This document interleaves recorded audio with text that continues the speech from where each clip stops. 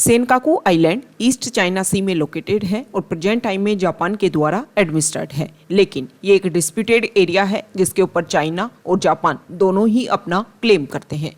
जब भी कोई डिस्प्यूटेड एरिया आपको शो हो, मतलब उस एरिया की या तो कोई स्ट्रेटजिक लोकेशन है या फिर उसका कोई स्ट्रेटजिक इंपॉर्टेंस है।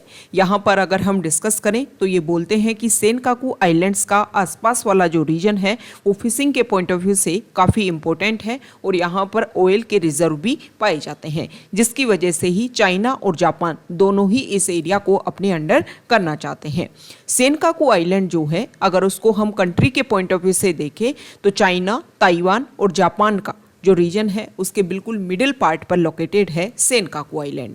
जापान के सदर्न पार्ट पर ये वाला जो रीजन है, यहाँ पर ryukyu आइलैंड्स हैं और उनके पास में ही सेनकाकू आइलैंड्स लोकेटेड है।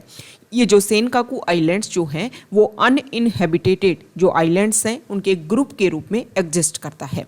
अदर कंट्रीज़ में सेनकाकू आइलैंड्स को अदर नेम से बोलते हैं, जैसे कि चाइना में सेनकाकू आइलैंड्स को दियाऊ आइलैंड्स के नाम से जानते हैं, ताइवान में तियायुताई के नाम से जानते हैं और वेस्टर्न कंट्रीज जो हैं वो time to time Senkaku islands को पिलेकल आइलैंड्स के नाम से रिप्रेजेंट करते हैं।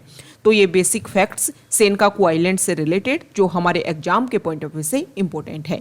2022 का यूपीएससी प्रीलिम्स के पेपर को अगर आप व्यू करोगे तो इससे रिलेटेड क्वेश्चन आया था प्रीलिम्स में। सेनकाकू आइलैंड से रिलेटेड क्वेश्चन ये पूछा था कि सेनकाकू आइलैंड जो है वो ईस्ट चाइना सी में लोकेटेड है और कौन कौन से कंट्री के बीच में ये डिस्प्यूटेड रीजन के रूप में लोकेटेड है।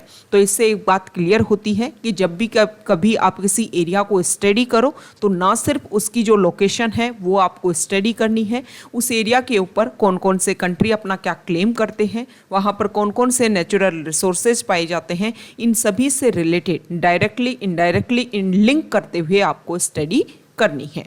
ओके।